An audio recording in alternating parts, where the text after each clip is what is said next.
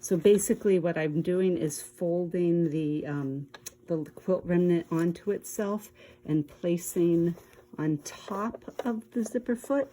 And I need to switch it again to the right.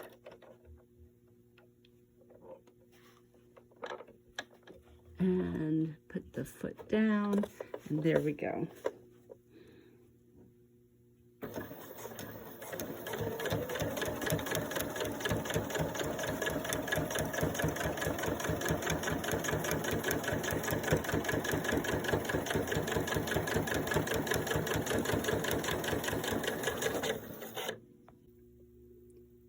All right, so now I do want to top stitch down this side of the zipper.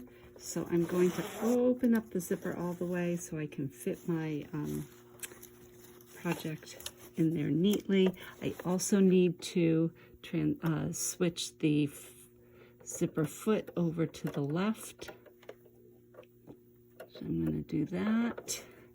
And this is a little bit fiddly.